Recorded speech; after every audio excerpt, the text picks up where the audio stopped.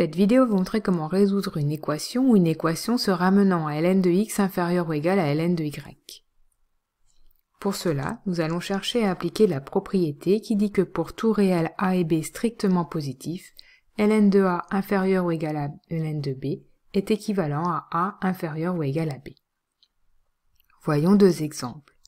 Dans le premier, nous cherchons à résoudre l'équation ln de x au carré égale à ln de x plus 1. La première chose à faire est de déterminer l'intervalle auquel appartiendront les solutions. En effet, les logarithmes ne sont définis que si l'expression dans le logarithme est strictement positive.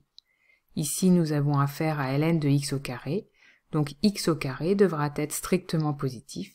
Nous avons également ln de x plus 1, donc x plus 1 doit être aussi strictement positif.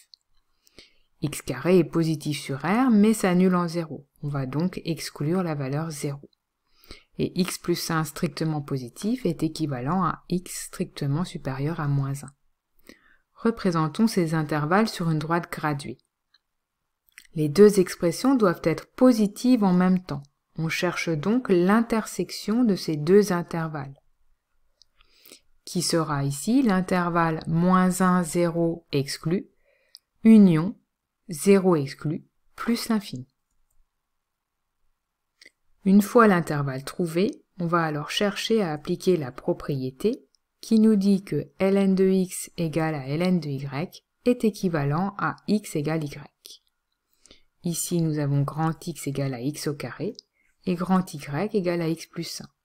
Nous obtenons donc l'équation x carré égale x plus 1. Il reste maintenant à résoudre cette équation.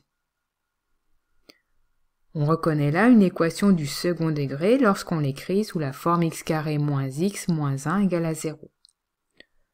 Pour la résoudre, nous calculons donc le discriminant delta qui est égal à b carré moins 4ac et qui donne ici 5. Comme il est positif, nous savons que l'équation a deux solutions. La première, x1 qui sera égale à moins b moins racine de delta sur 2a, soit ici 1 moins racine de 5 sur 2. Et la deuxième, x2, qui sera égale à moins b plus racine de delta sur 2a, ce qui donnera ici 1 plus racine de 5 sur 2. Il reste encore à vérifier si ces solutions sont valides, c'est-à-dire si elles appartiennent à l'intervalle des solutions.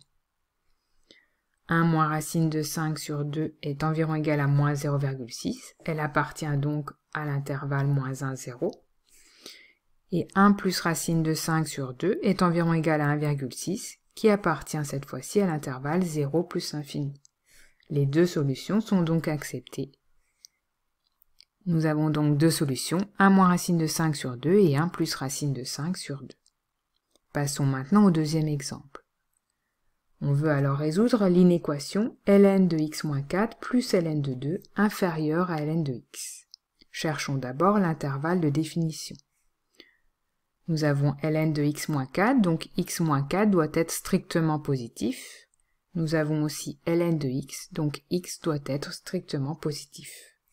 Ce qui équivaut alors à x strictement supérieur à 4 et x strictement supérieur à 0. En représentant ces deux intervalles, on voit que l'intersection est alors l'intervalle 4 plus l'infini. On va maintenant chercher à obtenir ln de x inférieur à ln de y.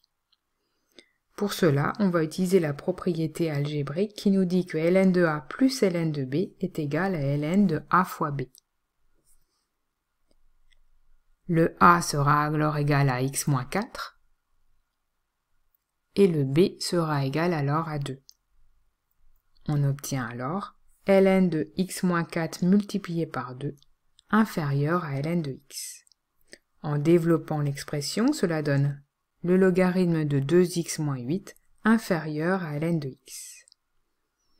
Nous avons alors bien la propriété ln de x inférieur à ln de y, qui est équivalente à x inférieur à y, avec grand X égale à 2x moins 8 et grand Y égale à petit x. On obtient donc l'inéquation 2x moins 8 inférieure à x. Elle est équivalente à 2x moins x inférieur à 8, soit x inférieur à 8.